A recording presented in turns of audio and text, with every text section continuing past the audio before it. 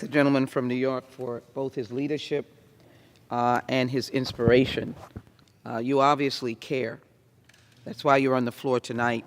I think that's the point that I want to make. It looks as if we are lonely on this floor tonight. It looks as if we are in the eve of the day's work. It looks as if we could be somewhere else.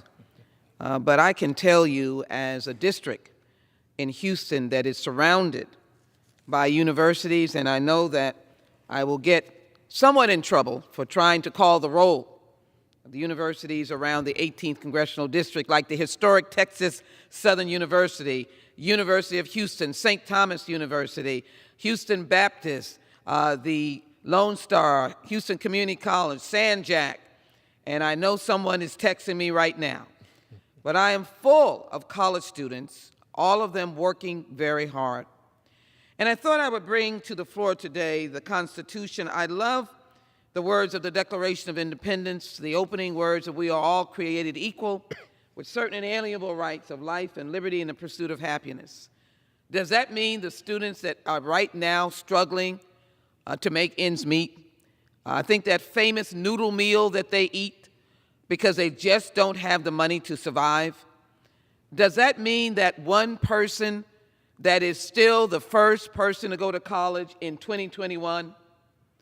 Does that mean the person, the single mother, that has made it to 20-some hours and has to drop out? America has always said that the American dream is defined singularly by your presence here in the United States. But yet we're finding that state and federal policymakers are ignoring the $1,730 million plus of national student debt, and that 1/4, 1/3, 1/6 of the American people, 47 million, about that number, 900,000, are indebted to student debt. That's why we're here on the floor today, recognizing that it also is an imbalance. I thank Mr. Bowman, an educator, who has seen little babies grow up with little stars in their eyes. They can play a piano, or they can play an instrument, or he sees them playing on the field or recreation, and they are little scientists, scholars. But yet the hopes and dreams of the opportunity is somewhat denied. Black families must take on more debt for the same degree as white students and often need to get several degrees in order to be in the middle class. The burden of student debt reaches deep into communities of color.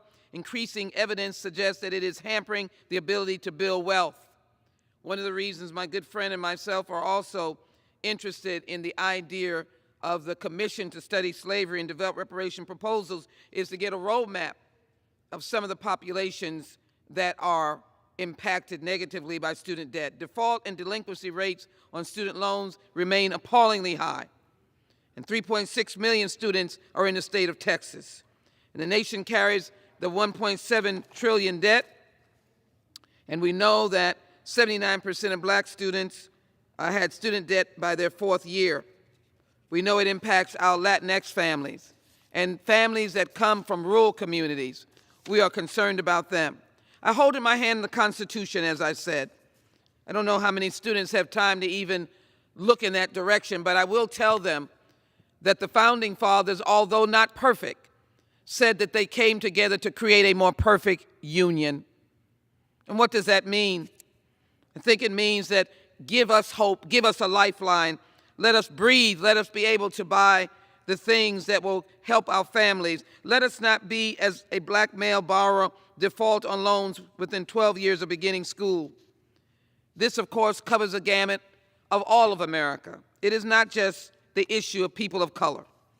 It impacts older borrowers, 60 and older, swelled from 700,000 in 2005 to 2.8 million in 2018. Their debt load was $8.2 billion. Can you imagine being 60 and older and still paying debt?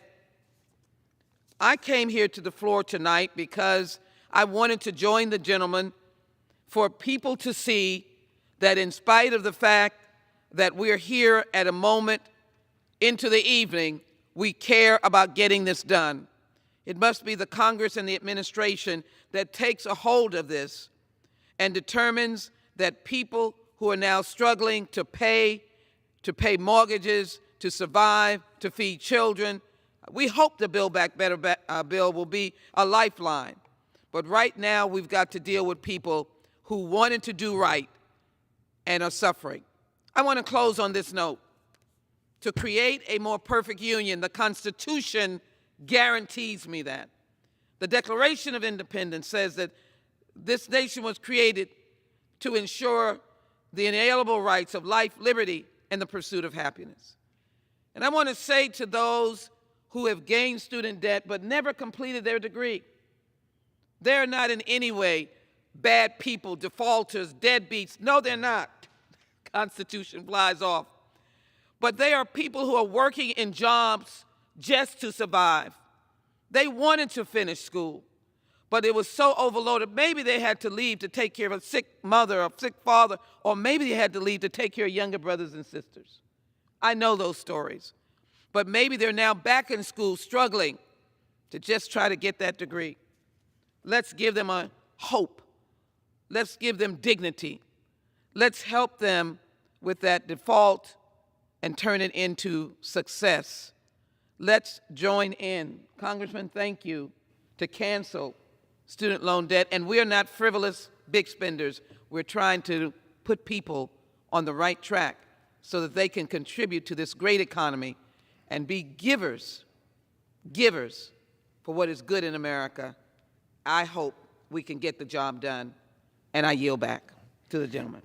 Thank you so much, Congresswoman Jackson Lee. You made me think of the hundreds or even thousands of students and families that I've met throughout my career in education who in elementary school have already made the decision that their children are not going to attempt to go to college despite their brilliance, despite them being artists and scientists and architects and engineers and athletic and musicians and all of those things. Because of the crippling impact of student debt and cost of college, they've already made the decision